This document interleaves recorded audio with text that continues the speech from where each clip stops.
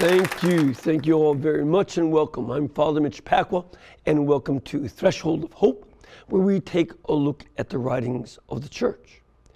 Before we do that, I want to mention that today is one of my favorite feasts, that of Saint Cornelius, who was Pope from the year 251 to 253, and Saint Cyprian, who was the Bishop of Carthage, which was the main city of Latin Africa.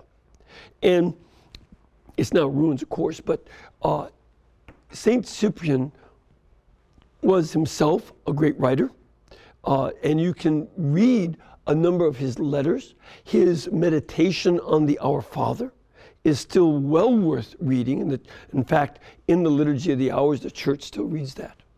Well, Saint Pope Cornelius was very brave. It was an interesting time because just about 3 years before he became Pope, Rome celebrated its 1000th anniversary from its founding. And people were all excited and such. But the emperor at the time, Philip the Arab, he was called, the Emperor Philip was very easy with the Christians. But he was killed in a battle, and the man who won the battle that became emperor and his successor both became viciously anti-Christian and did terrible persecutions. That's why they went after Pope Cornelius and then Saint Cyprian in Africa. They thought that, we just celebrated our 1000th anniversary and we are in a state of collapse, which they were. And they blamed the Christians, like Nero did, for the burning of Rome. But the reality was they had, for a number of years, been infighting so badly within the military and the emperors, killing each other. It's called the 3rd century crisis. Plus, they were committing a lot of abortions and a lot of infanticide. That is, if they saw that a child was a girl child, they would kill it. They wanted only boys. And there's a problem. If you stop having girls, you eventually won't have any more boys. That's just the way life works. And so their population began to go down. There was a plague that happened that killed lots of people. And all this is going on. Taxation went sky high. And people just were giving up and believing in Rome. And that process continued on to eventually Rome fell. But that would be another story when we get to some other saints. But this is how they stood up to the imperial power. We are going through the writings of St. John Paul the Great, and we're in Fides et Ratio, Faith and Reason.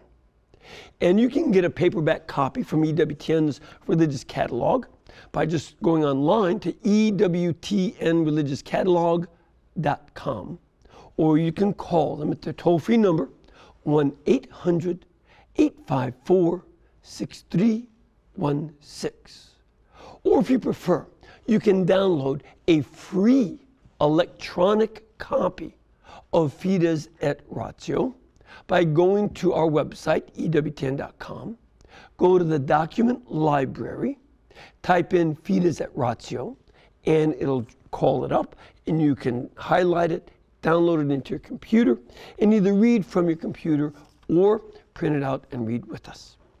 Now, of course, we want you to be involved and participate in the show. We have some nice folks who've come to us here in our studios, and you can do that too. We'll talk more about that later. Or you can send a question to the email threshold@EWTN.com, or call us during our live broadcast, which is on Tuesday at 2 p.m. Eastern Time. And the number, if you're in North America, the phone number to call in our show is 1-800-221-9460. Or if you're outside North America or right here in Birmingham, just call 205-271-2980.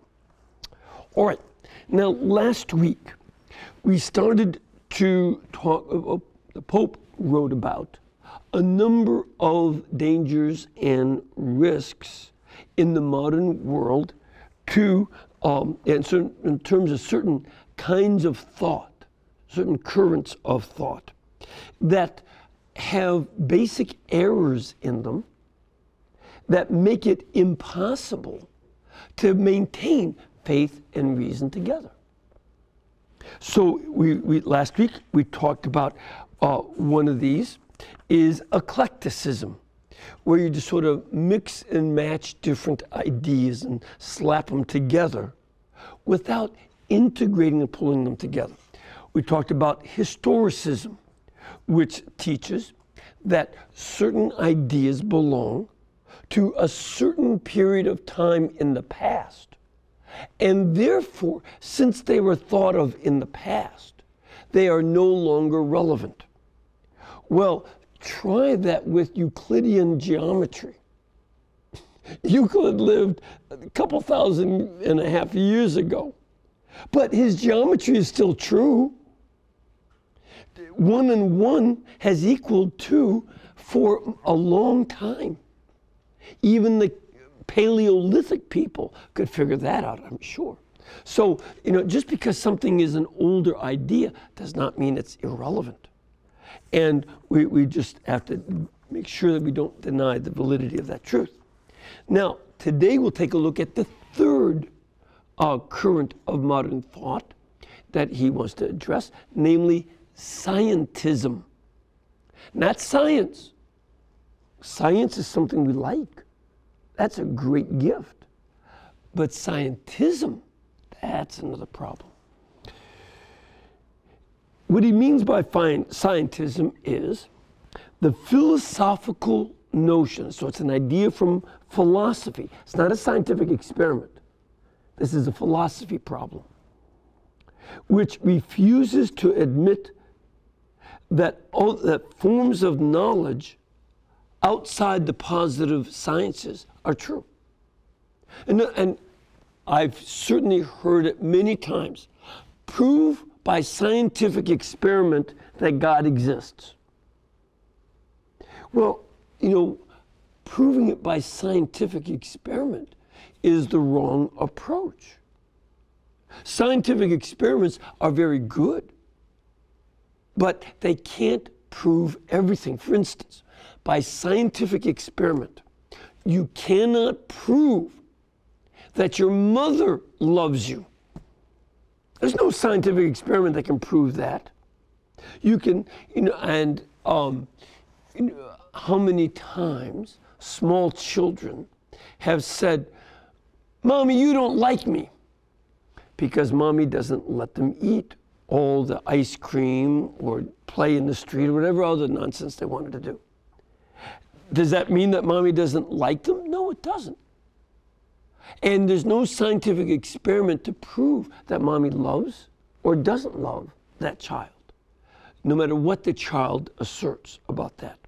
So one of the problems inherent in scientism is that it fails to understand that many components, extremely important components of life, cannot be subject to a scientific experiment. Many components of life can be, but others cannot. And this is where it also goes on. It therefore relegates religious, theological, ethical, and aesthetic knowledge to fantasy. If you just believe, well, prove to me that stealing is immoral with a scientific experiment. You can't. You can prove people steal or prove that people don't steal. That you can prove. But you can't prove that stealing is wrong. You can't prove that lying is wrong. All you can prove with scientific experiments is that some people give indicators that they are lying. That's a lie detector test. And that it still doesn't prove they're lying. It proves that they give certain indicators that they're lying, but even they are not 100% true, as trial lawyers learn. In the past, the same idea came in other philosophies known as positivism. Positivism also reduced everything to what you can see, taste, touch, and so on. What positive data can you look at? And neopositivism. Both of those philosophies considered statements about metaphysics, about, for instance, the question of what is being. When you say that something is, when something say that this is a being, what does being mean? What is existence? The word, just the word existence. In positivism, you can't prove or disprove existence. All you can prove is that this animal is breathing, but you can't prove that the meaning of existence. Positivism rejected that and considered that, when he uses the right term, they called it meaningless statements. Okay? Now, the problem is that an area of philosophy known as epistemology. Epistemology refers to the study of how you know something. How do you know that you know something? It's an interesting question. Most of us assume, I just know this. How do you know that you know it? All right, this becomes a very big question. And they study this. Well, epistemology has discredited these people. It showed that, positivism and scientism cannot work. And the claim doesn't work for positivism, and therefore it doesn't work for scientism either. Okay? Now, why not? One of the things, this is a classic thing, I've talked about it many times before, but I studied a lot of epistemology when I was in college. And one of the things that just didn't occur to me until I read this one particular philosopher named Michael Polanyi. Michael Polanyi, and another one, I forget about his name, will come to me in a second, I just forgot it. I studied him even more. But they show that science cannot give scientific evidence for the scientific method. You can't scientifically prove that the scientific method works. And what Michael Polanyi pointed out is that you ultimately have to make an act of faith that science is scientific. Now, why can't you prove that it works? Because to prove that the scientific method is scientific, you would have to use the scientific method to prove the scientific method. And you see the problem? You get into a circle of reasoning. I remember some months ago talking to an atheist who was a scientistic in his mentality. Prove to me God exists, and so on. And I presented him, well, prove to me that science is scientific. Oh, that's it. You can't talk about that. No, you can't talk about it. But he never thought about the question, how do you prove that science is scientific? Never occurred to him. He just believed in science, and he was unaware that this was an act of faith. Now, I would hold that it is a good act of faith. The scientific method is very helpful. but it's something that we have to take a look at. And one of the problems with scientism is that it dismisses values. That is, to evaluate something or put a value on something means, is it good or is it bad? That's a basic question. That it dismisses that as something that comes from the emotions. Pay attention to this. I hear it especially when I listen to CNN. When they talk about religion and values, they'll talk about it in terms of your feelings about this. Listen, just listen carefully. How often they'll say, well, these are your feelings about abortion, birth control, and so on. No, they're not my feelings. These are my ideas. My feelings are of frustration that you have such superficial understanding of what we're talking about. And I might be angry, have an angry feeling. But my ideas are not feelings. They're ideas. And they don't, because they assume a scientific, not scientific, but a scientific world, they reduce values to feelings. Now, think about this. I know this is a worst case scenario, but it applies to present times too.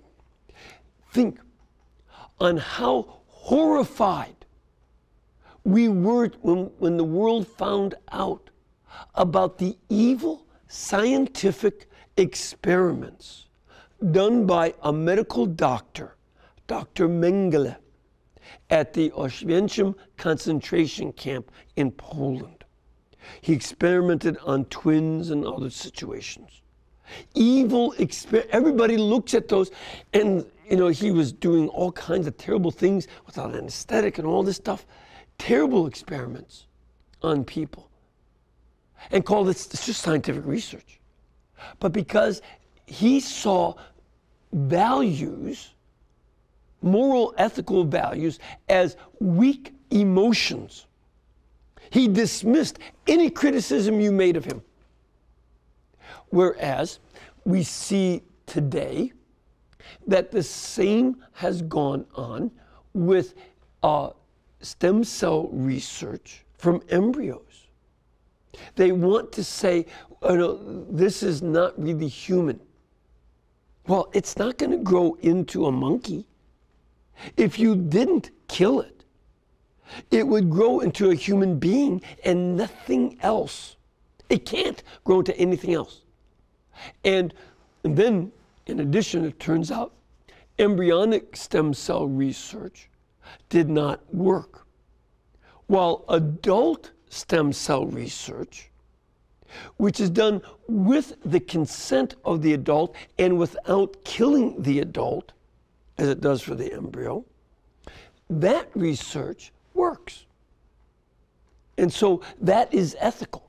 But and these scientific people say, oh, you're just stopping science. No, we are also applying ethics to science. And scientism has no basis for having ethics in it. It needs another kind of thought from outside of science, from another area of philosophy, to be able to evaluate the morality of certain experiments. And they reject the notion of, the scientific people reject the notion of being because they simply want facts. Nothing but the facts. Don't argue with me about the nature of whether this is or is not. But just give me the facts. That's all they care about. Science would then be poised, if this took over, or if it does take over, science would then dominate all aspects of human life through technological progress. If you want to think about that more carefully, read the book Brave New World. Read Brave New World by Aldous Huxley. He died, matter of fact, on the same day as C.S. Lewis and John F. Kennedy. Also, he died the same day. And Huxley talks about a world in which saying that you have a mother and father was considered an indecent insult, because everybody else was being born in factories on conveyor belts. And he describes a world of scientism. And take a look at that, because there are some people who are unthinking philosophically, good scientists, but they are not applying other areas of morals to what they do. And they're creating that brave new world. Think about how right now technology is able to track you everywhere you go. If the battery is in your cell phone, they know exactly where you are. And they can even say, you know, the NSA, because, oh, no, we don't track citizens until we find out that they did. So this is something that we have to say, wait a minute, what are the ethics of the NSA or the IRS or other groups in the government using technology to track us? Just because they can does not mean that they ought to. For instance, in our country, the values of the Constitution come into play, that you can't do a search of somebody without a warrant. It's in the Bill of Rights. So these questions have to come into play.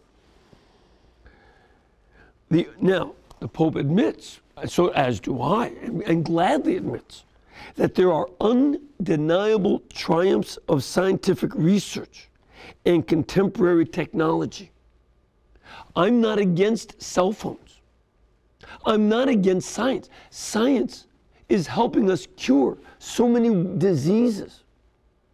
And they're saying that if you live until the year 2020, you have a very good chance of living to be 100 years old if you live in America or Europe. But so there are great advancements, and child mortality has gone down around the world. And apart from politicians getting involved, there's no need for starvation. There is more than enough food for everybody. All that stops it are politicians doing civil wars and things like Somalia. There's plenty of food for Somalia if the rebels and terrorists and all of them get out of the way.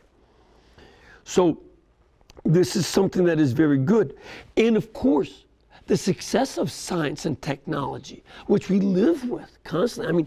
I mean, I used to think my own grandmother, who was, I think she lied about her birth. We don't know the year she was born. There are different records on different documents when she came to America.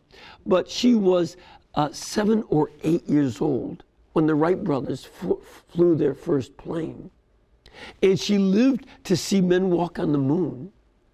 And she lived well into the age of the shuttle. What an amazing time in one lifespan. And certainly I've seen gone from rotary phones to cell phones, you know, all these things. So all of us have seen this. And that propagates a scientific outlook. People say, well, look at all the good. So let's go with the scientific. And it seems to be boundless of all the different things it can do. And the inroads of science into all cultures. I mean, yeah, everywhere I travel, you have people with cell phones and the internet and all this. This is almost everywhere. And there are radical changes that have been brought about. People all over the world are looking at more and more pornography. But see, that's not a positive change.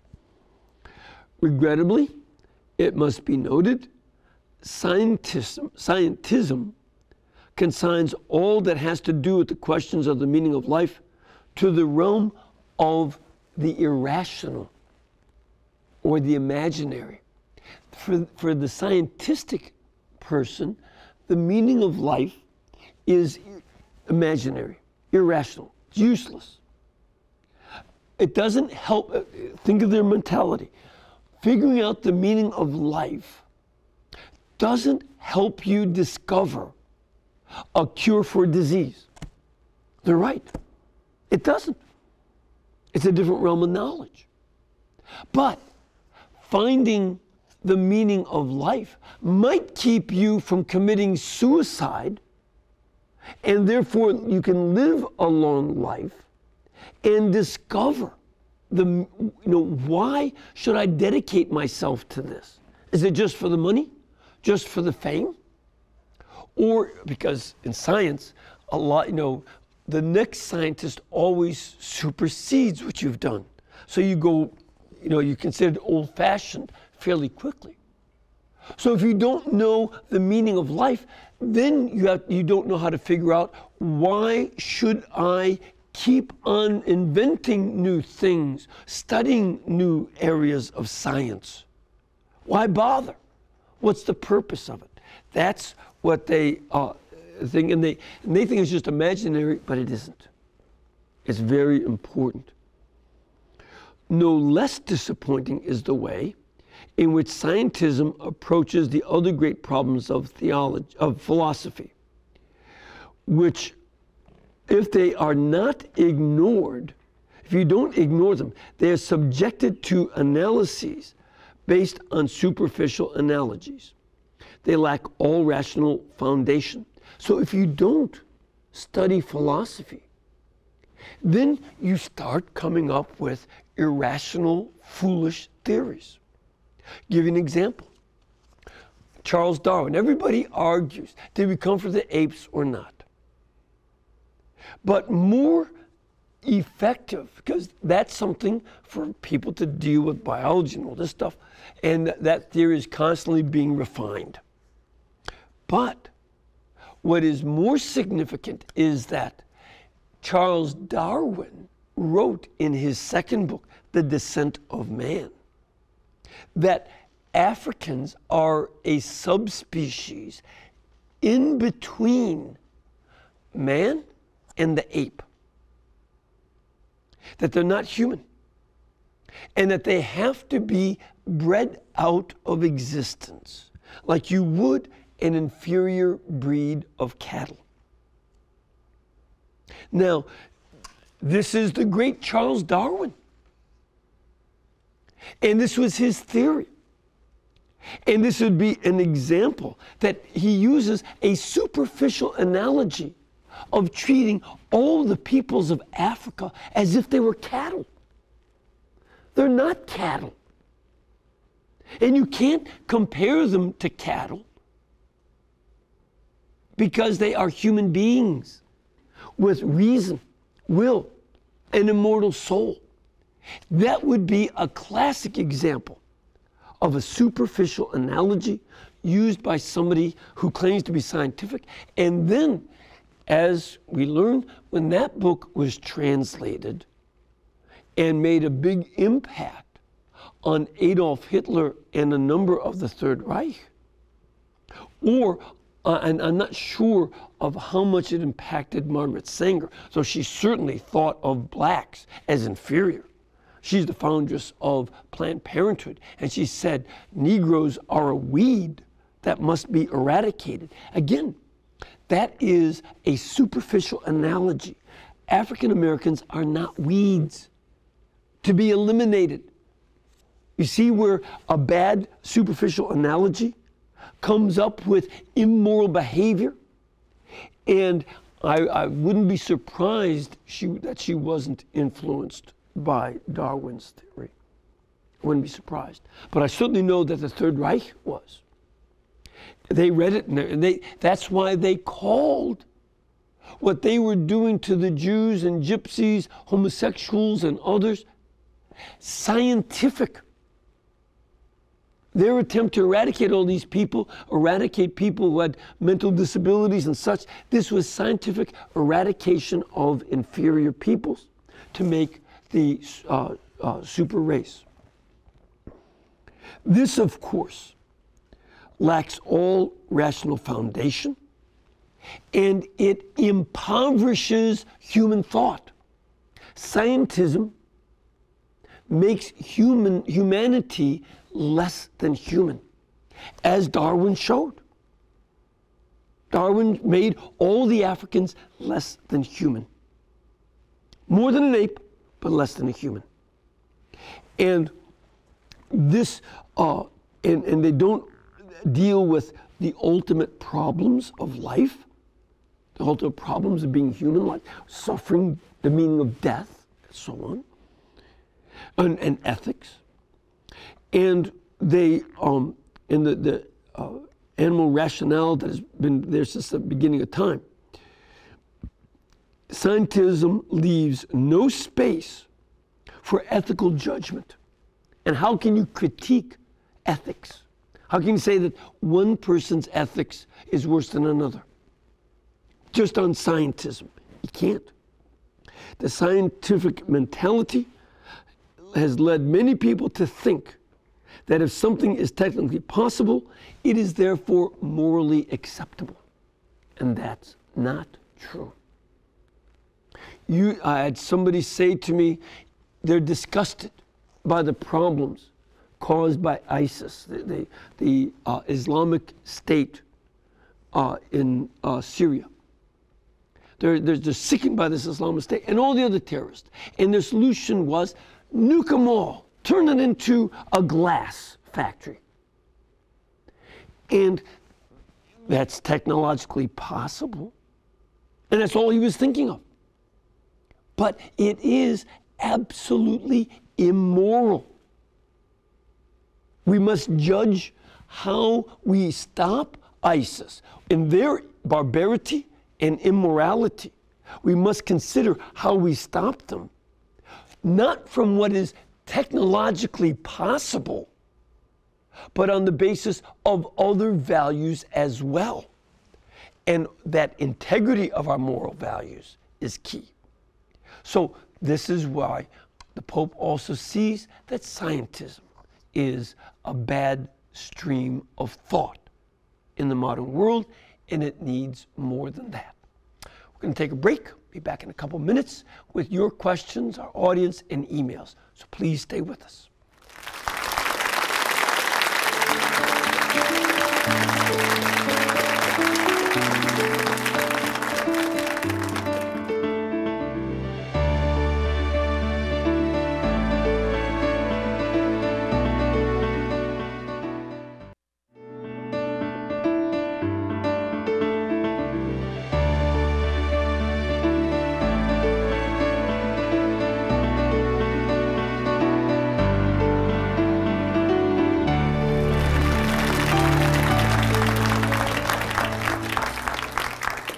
Welcome back, and first I would love to have you come down here and join us.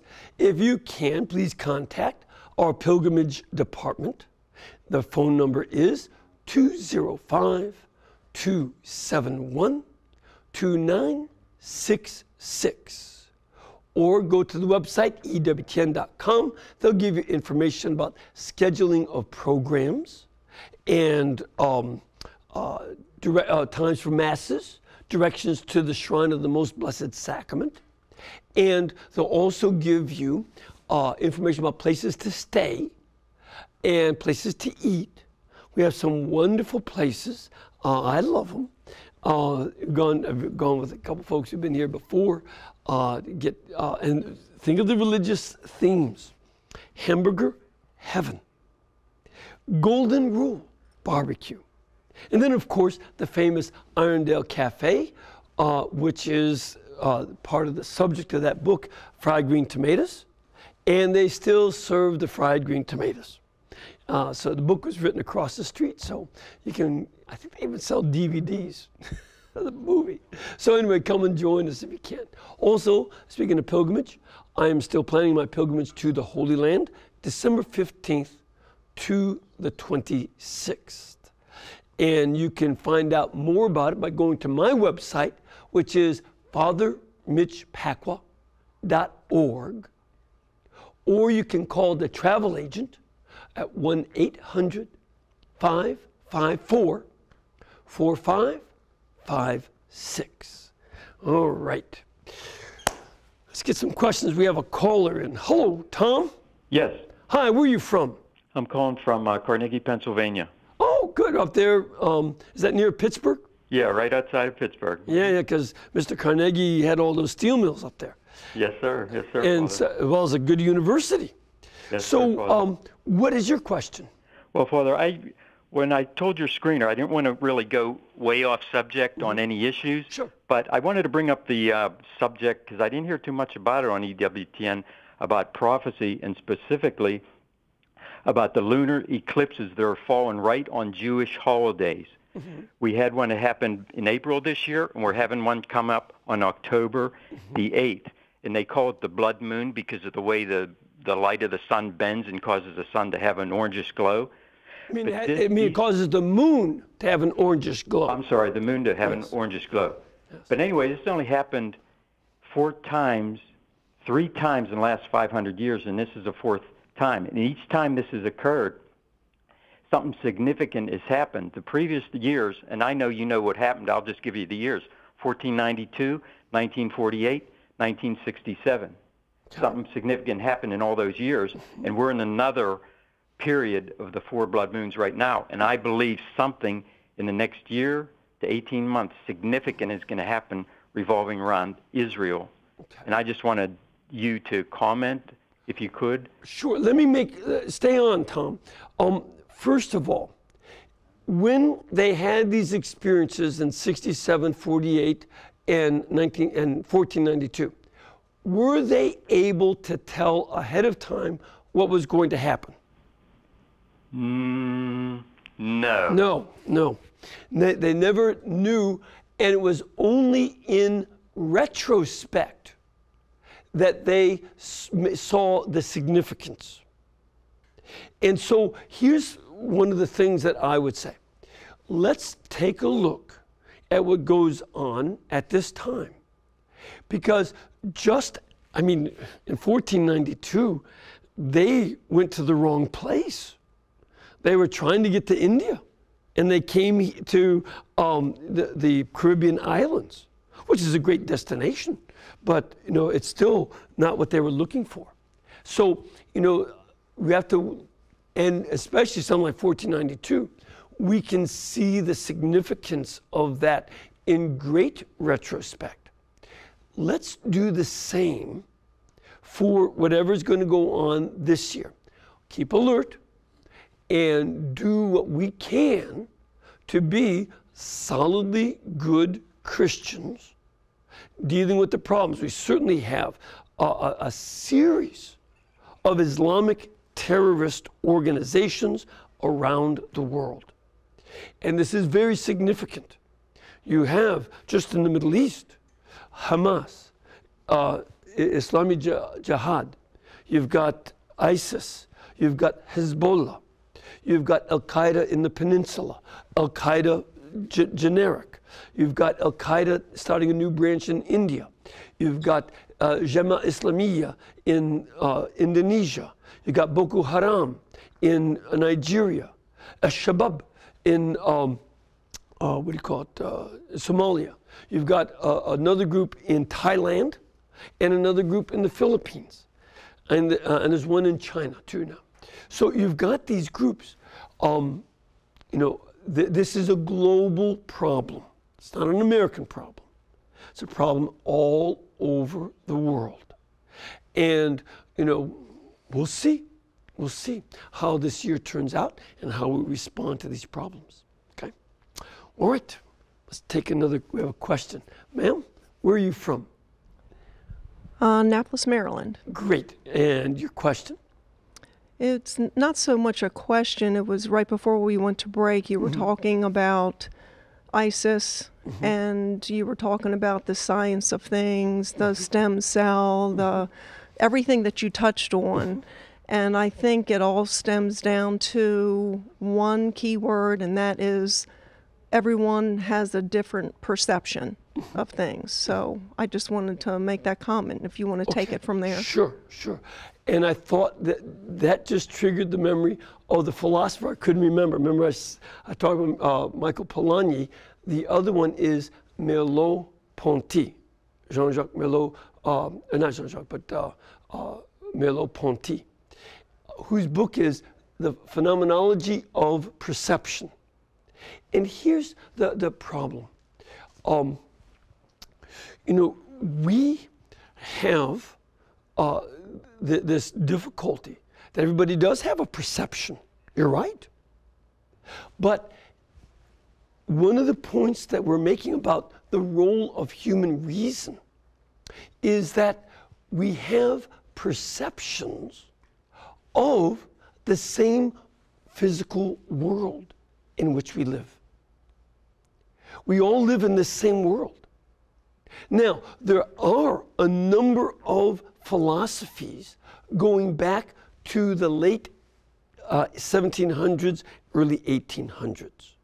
We've talked about them before, called idealists, in which they say all you can know is your idea about the world. You don't know the real world. Well, that would be the opposite of scientism. Because if all I know are my perceptions or ideas of the world, then I cannot do physics. Because the nature of physics and other sciences is that for a physics or scientific statement to be true, then other scientists using the same controls have to be able to reproduce the same results from the same kind of experiment. If they can't reproduce the same results from the same kind of experiment, then they don't accept it as scientific. And you can't just say, but it still was my perception. That may be fine, but there's no Nobel Prize for perceptions. It's for evidence. Evidence of the real physical world. And here we have to take a look then and apply that to a group like ISIS. They have a perception that anybody who disagrees with them must be killed or punished. That's their perception. I just saw yesterday in the news that because ISIS has taken over the school system in some of the cities of Iraq and Syria, parents are saying, we're not going to send our kids to school. We don't know what they're going to teach our children. Or better yet, they do know. And they don't want their kids to learn what ISIS is teaching. So then ISIS says, well, we will punish you if you don't come to school. That's all they understand. And we can then say that is their perception. But we can evaluate that perception. And not just say, well, that's your perception, this is mine. No, we evaluate it on principles. Principles that deal with whether somebody has a right to kill a person without having a moral basis for that killing.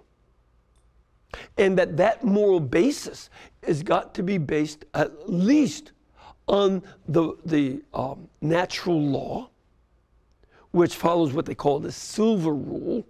Don't do to others what you don't want them to do to you. I would like to ask, how many boys in ISIS would like to have us come and cut your heads off with a knife? How many would like? Raise your hands, ISIS. I doubt that any of them would say, oh yeah, I want to have my head cut off, please, please. They're not going to do that, are they? And therefore, even though it is your perception on the basis of your interpretation of Islam that you have a right to do this, there is a deeper law than your perception that you recognize because you don't want your head to be cut off with a knife on a videotape and then put on a stake like they've done to Christian children. You don't want us to jam a copy of the Quran into your crushed skull, the way ISIS has done with crucifixes to the skulls of Christians. You, ISIS, do not want to be raped. Therefore, you have no right to capture women and rape them. None. And this is where we have to say, I don't stop at their perception. I challenge their perception on the basis of principles. And this is why we study philosophy and reason. That's very important. Let's take another caller. Hello, Marie? Yes. Hi, where are you from? I'm from Louisiana. What part? Monroe. Aren't you something? So that's northern Louisiana. And your question? Yes, it is, northeast Louisiana. And I would like to say tell thank the Robertsons hi for me. Oh, I have never met them. I've never even seen their show. All right. So what's your question? Okay. First of all, thank you and EWTN for all that you do. My question, first I'd like to preface the question with a statement. I realize that Adam and Eve have free will just as we do, and that God the Father is all-knowing. Therefore, since God the Father is all-knowing, why would he create Adam and Eve, the sinners, when he could have just as easily created Adam and Eve, the non-sinners? All right, first of all, Marie, stay with me here. Okay. Were they sinners at the moment of their creation? Oh, no. All right. So they turned into sinners when they disobeyed a direct order from God, correct? Right. All right. So they weren't created sinners, but they had that choice. Now, let me give a second point. There are creatures that God has made who cannot sin. They can't. There are elephants, lions, tigers, and bears, and all the other animals. God had already made an enormous variety of animals who cannot sin, correct? Correct. Would you want to be on their level? Oh, no. Of course. So that God said, oh, I like all these animals that can't sin. Even the lions that eat other animals that can't sin. You know, they catch gazelles who can't sin either. The gazelles didn't do anything bad to be eaten. And the lions are not doing anything bad when they eat them. It's their nature. There's nothing sinful or virtuous in what they do. The closest to virtue is that lions are wonderful parents to their cubs. But don't be somebody outside of their cubs. Yeah, lions make great parents, but that's as close to virtue as they can get. So this is something where we say, all right, we don't want to be on that level. There are creatures who cannot sin, but because we can sin and we can do virtue, we reach greater heights and we also reach lower depths. We can be much, much worse than the lions. We're seeing that with ISIS. And this is a level of barbarity that, you know, makes barbarians look good. You know, barbarians weren't oftentimes this evil. You did not, for instance, when you look back on the history of the Arab conquerors back in the 7th century, they didn't do this kind of stuff. They didn't do this. This is their own perversion. They do it in the name of Islam. You've seen those flags? What it says on that flag is La ilaha illallah. There is no God but God. That's the flag by which they do this. But it's evil. And if I were Muslim, I would be furious that you take that statement, which is the basic statement of Muslim faith. You know, when you become a Muslim, you have to say, there is no God but God, and Muhammad is his prophet. You have to say it in Arabic. La ilaha illallah wa Muhammad Rasuluhu. You have to say that. And to have your basic act of faith in the one God to be waved over this, it would infuriate me as a Muslim. I would be outraged that they insult the faith that Muslims have made by doing these horrors. And that's the depths. but also the heights of sanctity exist. We have Mother Teresa and Pope John Paul the Great and many other saints, modern and ancient. So, that's what's possible. The animals, by not being able to sin, stay in a very narrow range. We have this enormous range for good and bad. And that's why God made us. He thought that the greatness of humanity was worth the risk. All right, we have time for an email here. Dear Father Mitch, how are we to understand the killing of men, women, and children and the conquest of the Holy Land by the Israelites as told in the Old Testament, especially in the book of Joshua? Especially as they were not wars of defense, but of conquering the land without any option of peace with most of the people as demanded by God. Patrick in Vienna, Austria. Patrick, this is a very key problem. There are a couple areas you have to understand. First, take a look at Deuteronomy chapter 7, in which this issue is explained, because it describes how the people of the land of Canaan had committed so many evils, including the killing of their children. That was something that they sacrificed children. There's evidence for that too, archaeologically. And a wide variety of other things. They had been let go for a while, but finally it came to a certain point. God said, it's got to stop. And so the Israelites attacked some of the cities, not all of them, but some of the cities. In some cities, like Jericho, and I think Hatzor, those are the only two where everybody gets wiped out. Whereas in Ai and others, only the men who were fighting, and in others, they made peace treaties. You can see they made peace treaties with I think Shiloh, and a number of other cities. So, no, not Shiloh, Shechem, south of it. So there are these different situations. Secondly, this is also part of the mentality of Israel at that stage of being a tribal society. What you also see is that even though they were doing this in punishment for the sins of the people of Canaan, they eventually learned not to do that anymore. And the more they progressed as a society, and the more morally refined they became, they stopped doing that stuff. They learned it was wrong. And then you see that it develops into the New Testament, where Jesus tells us to love our enemies. So there are these progressions. And you have to realize there was development toward the Christian mentality.